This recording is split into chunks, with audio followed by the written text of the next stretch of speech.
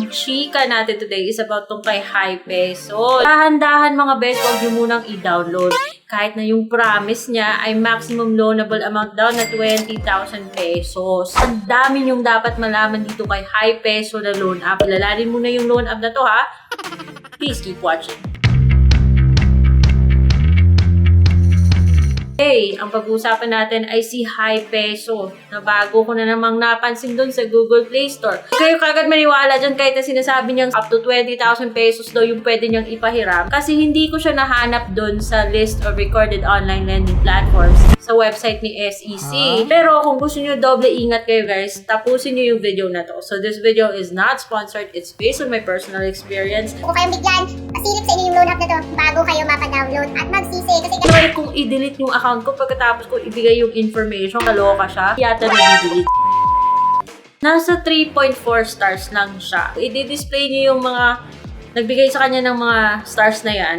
Nakikita niyo yung iba't ibang negative ng mga comments. Download ko siya, sabi ng phone, wala naman daw risk eh. Dami niyang hinihinging mga guys, mga permissions. So kaya nga dapat tinitingnan nyo yan bago nyo i-click yung agree tsaka continue. Dito kay HiPeso, meron po siyang mga IDs na recommended kasi makikita mo doon may high quota. So national ID, SSS, passport, postal, UMID, voters, drivers.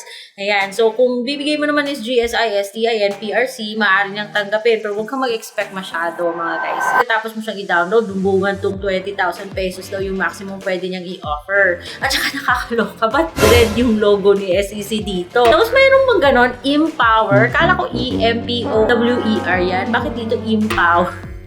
Ayoko sa mga loan apps sa ganito. Joke. Ayan, 20,000 instant approval daw. Sinubukan ko sa inyo, kinlik ko yung green na button. Tapos ito yung mga information na hihingin niya. At doon sa taas, merong 3,000 to 20,000. So, huwag kayo maniwala na kaagad kayo makakautaw ng 20,000 dito. Personal information, emergency, identification, withdrawal, tsaka loan information. Kaya yun, i-click mo yung apply now. So, pagkatapos ko ibigay, sabi niya, madali lang daw i-fill out yung form. Pero parang dami mo kailangan i-fill out, mga guys. Tapos yung contacts na hihingi niya sa'yo, 4. Ayan. Tapos kailangan mong kunin dun sa phone book mo kaya hihingi siya ng access. Tapos guys, yung mga service fees niya pala ay hindi libre. Kahit napiliin mong GCash, meron siyang ay kakaltas na 25 pesos. Kung gusto mo naman ay MU Willier or RD Pawn Shop, 130.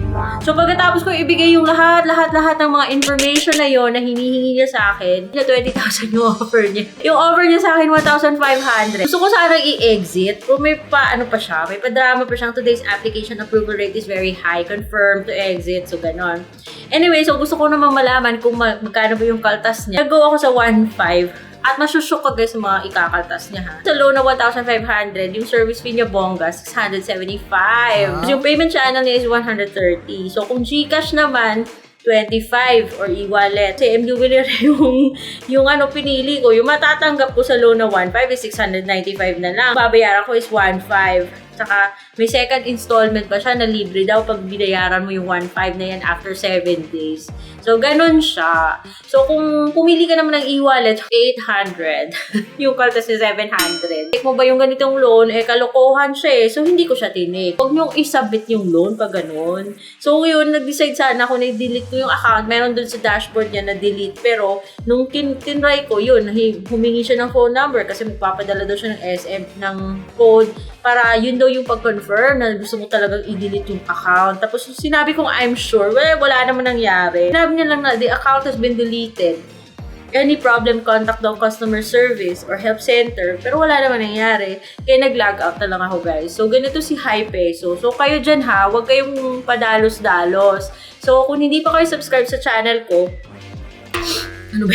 Sinisipon ako pag may makeup. So, kung hindi ba kayo subscribe sa channel ko, subscribe kayo guys because dito nyo masisilip yung mga loan apps bago kayo mapa-download. Para medyo may heads up kayo or may parang early warning device, ano? May warning kayo kung sakali man ay hindi siya okay para sa inyo. Red flag na sa akin na wala siya dun sa SEC. Red flag na rin sa akin na wrong spelling yung empower niya. Sabihin nyo nga sa akin kung merong ganon, IMPOWER. Bakit iniba niya yung logo niya?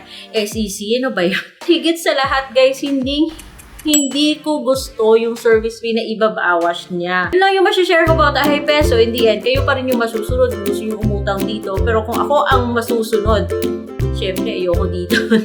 So, thank you so much for watching and that's all for today, folks. See you next time. Bye!